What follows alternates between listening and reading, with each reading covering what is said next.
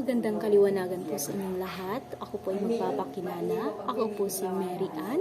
Doc May Ann po. Ang inyo po siyang inyo pong tawagin. Ano po? Magandang kaliwanagan po sa aming mga ashitur at mga kapatid. Maraming salamat po sa inyo pong pakikinig. Nawa po isa puso at isa isip ang inyo pong siyang mga maririnig na mula sa aking pagbibigkas at inyo pong maririnig ng inyo pong mga tainga. Nawa po siyang pumaloob sa inyong puso at isipan ang siyang aking mga bibigkasin sapagkat ito po ay kalakasan ng inyo pong espiritu at katawang mortal at pagkain din po ng inyo pong pagkain at inumin ng inyong pong espiritu at kaluluwa at kalakasan din po ng inyong katawang mortal. Ano po, sa mga nakikinig po, nawa po isa puso po ninyo at isa isip at inyo pong unawain. Ano nga po ba ang siyang aking mga binibigkas? Ito po ay mula sa ating amang liwanag sa kalangitan. Ano po, ang amang liwanag sa kalangitan, siyang tunay na ngalan ng ating amang nasa langit. Kaya ay inyo po siyang unawain at isa puso kung ano nga po ba ang aking mga tinuturan na siya mula sa librong Isa sa Buhay.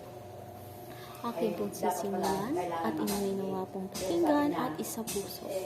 Ang aking pong babasahin, ang pag-iisang dibdib ay ang iyong pag-ibig na lubos at pagsasama ay pagpapakasal. Ulitin ko po muli. Ang pag-iisang dibdib ay ang iyong pag-ibig na lubos at ang pagsasama ay pagpapakasal. Yan po ang title ng aking babasahin. Akin na po siyang sisimulan.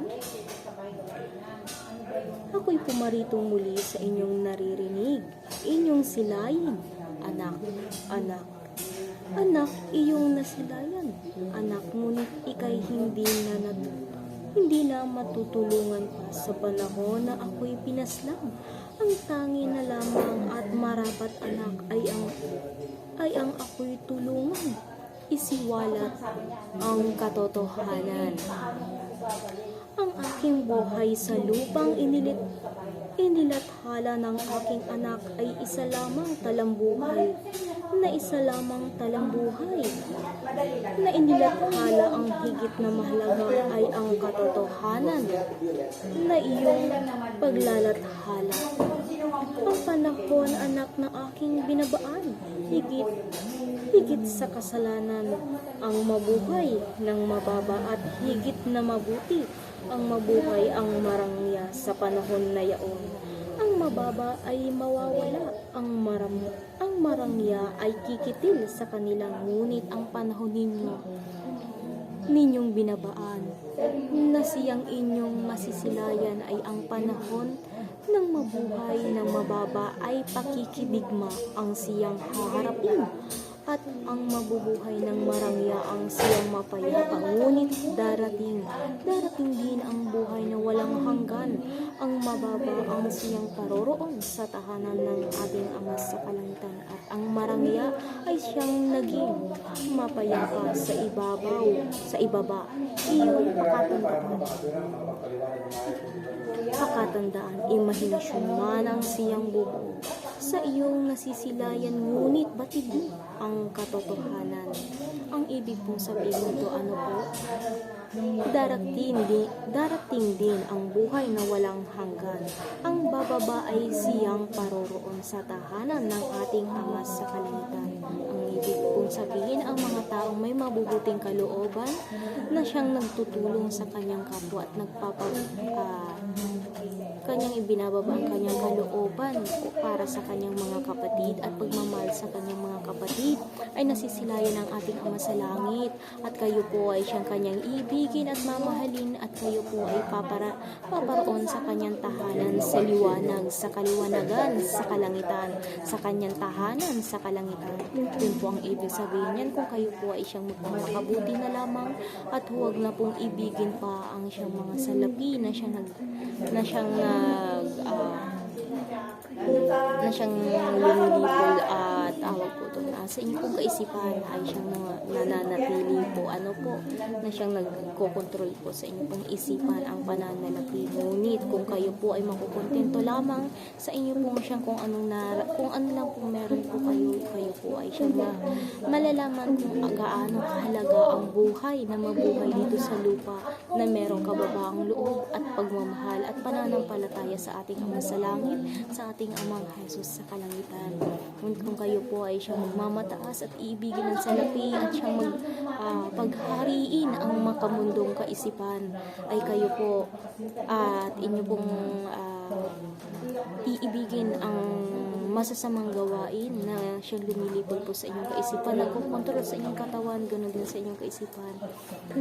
Kayo po ibabalutin ng itim at mapupunta sa kadiliman. Yun po ang katotohanan. Yun po ay wala po doon ang ating Ama sa langit sa kadiliman. Pagkat po ang nandoon sa kadiliman ay ang mga tunaw itim. Siyang kasamaan po, ipagpapatuloy po. Iyong papatandaan, imahinasyon man ang siyang bubuo sa iyong nasisilayan, ngunit batid mo ang katotohanan, sapagkat sa kanilang katungkulan higit na matimbang ang kasalanan nang maiinggit kaysa sa kasalanang pumaslang.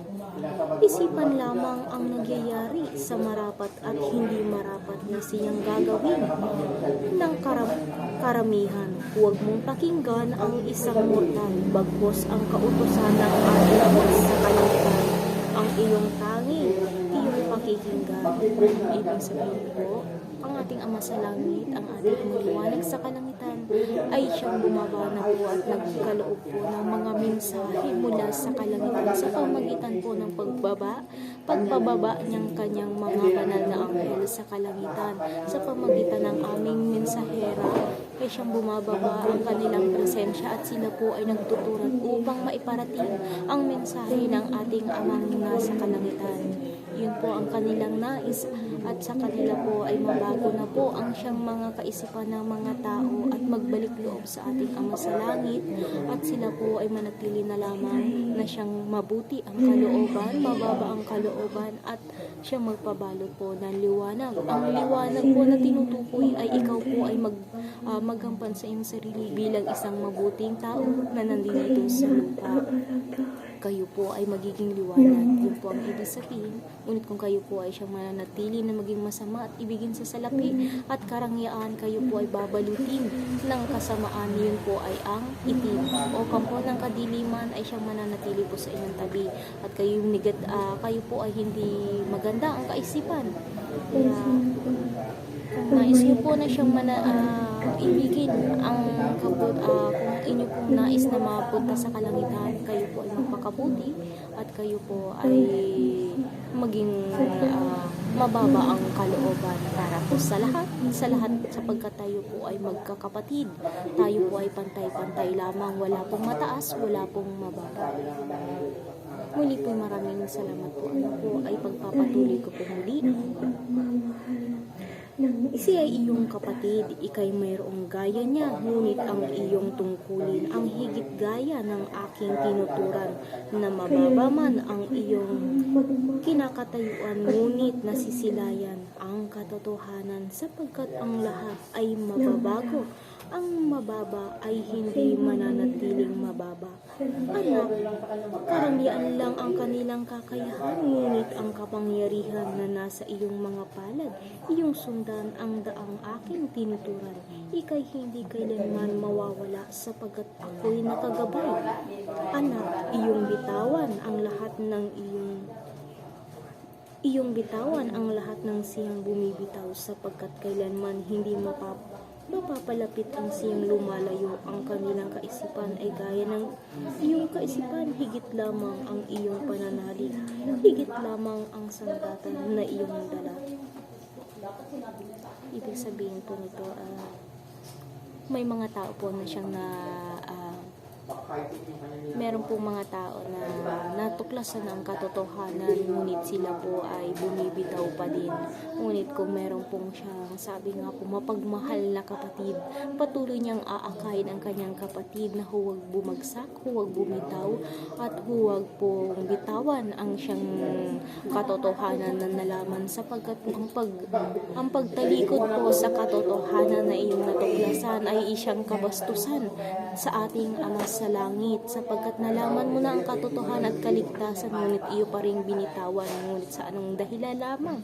Dahil lang basta sa pansariling gawa ng iyong kaisipan na ikay bumitaw, sapagkat ang katotohanan ang siyang manalig sa ating Ama sa langit. Matuklasan mo ang siyang katotohanan at lahat ay sa iyo pinagkaloob na ay huwag ka nang bumitaw, sapagkat iyong sinasaktan ang kalooban ng ating Ama sa langit, at sa itong malaking kasalanan at kaparusahan. Ano po? Ngunit tayo po ay humingi ng kapatawaran sa ating Ama sa langit. So, yun lang po. Patuloy po po. Ang siyang lalayo ay lalayo lamang. Ang tatalikod sa iyo ay ang siyang tumalikod sa akin. Uulitin ko po. Ulitin ko po sa pinakaumpisa na siyang inyong pong maunawaan mulian. Anak, iyong bitawan ang lahat ng siyang bumibitaw, sapagkat kailanman hindi mapapalapit ang siyang lumalayo. Ang kanilang kaisipan ay gaya ng iyong kaisipan. Higit lamang ang iyong pananalig.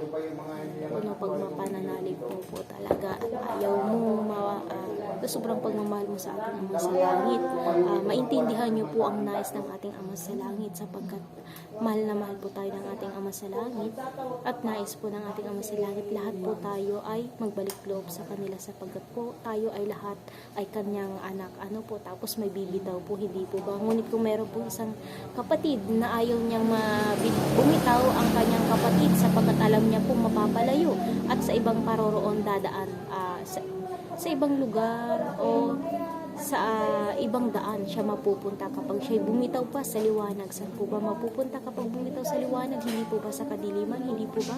Kaya ang ating pong Ama sa langit ay liwanag. Ngunit kapag bumitaw ka po, ikaw po ay mapupunta sa kadiliman. Ano po?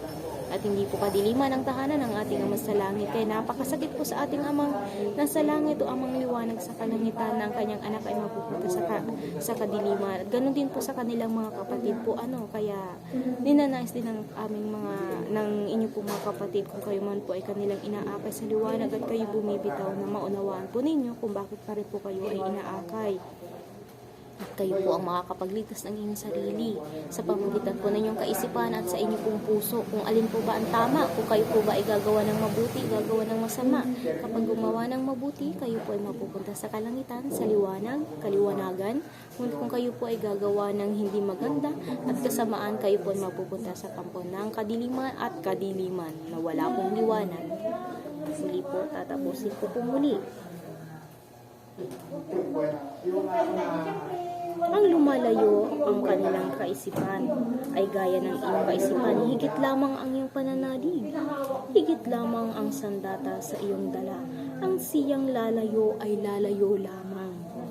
Ang tatalikod sa iyo ay ang siyang pagtalikod sa akin, sapagkat ang katotohanan ng iyong tinuran ay aking tinuran. Ikaw na ay maglakbay. Ikaw na ay maglakbay, anak. Ang pagkakasala ang siyang magkakasala, sapagkat darating ang panahon, ito'y masisilayan. Ang bawat paghakbang patungo sa siyang nangangailangan, isang pagpapala sa lahat ng iyong paroroonan. Ang aking pagkawala ay siya na lamang inilathala, ngunit ang tangi kong hiling ay ako'y tulungan upang maisiwalat ang katotohanan. So, iyon po ang gusto ng ating Amang sa kalangitan, amang liwanag sa kalangitan, ng ating Amang Jesus sa kalangitan. Ang katotohanan po ay maisiwalat. Kaya po sa mga ang ating misyon ay ating sarili, na tayo po'y manatili sa liwanag at panatilihing mabuti at manampalataya at mahalin at ibigin ang ating Ama sa langit. Ngunit paano po ba ito mararamdaman? Sa pamamagitan po ng inyong pong puso at isipan na inyong pong mararamdaman ang siyang nais ng ating Ama sa langit. Ano po ang tulungan po ang ating Ama sa langit na kanyang nais na isaiwalat ang katotohanan. Ang katotohanan po na iyon ay siyang kanyang tunay na ngalan, ay siyang ibigin ng mga tao at magbalik loob ang mga tao sa kanilang lumikha ang ating Ama sa langit. Ano po? At iyon po ang tungkulin ng mga taong umiibig sa ating Ama sa langit. Ang tulungan ng ating Amang Jesus sa kalangitan na maisiwalat ang banal na ngalan ng ating Ama sa langit at tanging sasambahin lamang ng lahat ng lahat ng nilikha ng ating Ama sa langit. At lahat ay maging mabuti na lamang po. Ano po? Yun po ang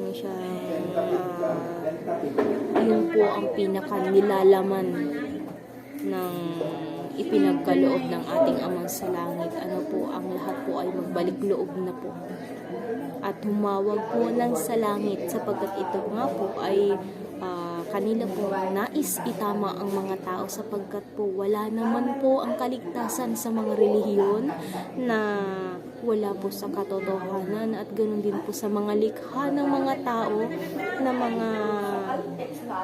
mga likha ng mga tao na mga ginawa nilang Diyos-Diyosan. Ano po, wala po doon ang katotohanan. Wala po sa libro ng kawalan o tinatawag na Biblia. Opo, ang Biblia ay siyang may katotohanan, ngunit hindi po lahat ay nakalaman doon ay katotohanan po. Ano o totoo, sapagkat po ay marami na rin pong siyang gawa-gawa na lamang at hindi katotohanan.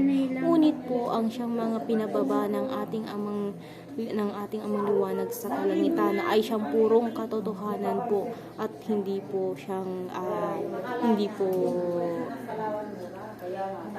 po linlang, yun po ay katotohanan puro, at siyang kaligtasan, kalakasan po ng ating katawang mortal, kalakasan at pagkain at inumin ng ating espiritu at kaluluwa. Ano po, kaya sa mga spiritual po na tao, maintindihan nyo po at mararamdaman nyo po ano po ang aking mga binibigkas, nawa po isa puso at isa isip, ano po, upang hindi po tayo malinlang ng kampo ng kadiliman na lumilinlang lahat sa lahat ng mga tao, ano po, na kanilang nililinlang ang imahinasyon, kaisipan ng mga tao upang mapalayo ang kanilang kaisipan at kanilang puso sa tunay na lumikha sa kanila. Ang tunay na lumikha po sa atin ay napakabuti at maibigin, at siyang ayaw po ng ating Ama sa langit na tayo ay mapasama at gumawa ng masama, sapagkat po siya ay kabutihan, hindi po kasamaan, at ang kalaban po ay ang kasamaan. Kaya kung kayo po ay gumagawa ng kasamaan, kayo po ay nilinlang o binibilog na ang iyong kaisipan at ng iyong puso ng kampo ng kadiliman na siyang kalaban ng liwanag. Kaya po kayo ay magpakatalino. Ano po? Ipagpapatuloy ko po. Ako'y muling paroroon sa iyo. Sa kasalanan man o sa kabutihan, aking anak, ito'y aking nasisilayan. Ang iyong puso'y pakaingatan, sapagkat ang pag-iisang dibdib sa panahon na yaon ay ang iyong pag-ibig na lubos. Ang pagsasama ay pagpapakasal. Ang pagsasama ay isang pagpapakasal, anak, sapagkat isa lamang nagmula sa punong iyong paglalathalaan.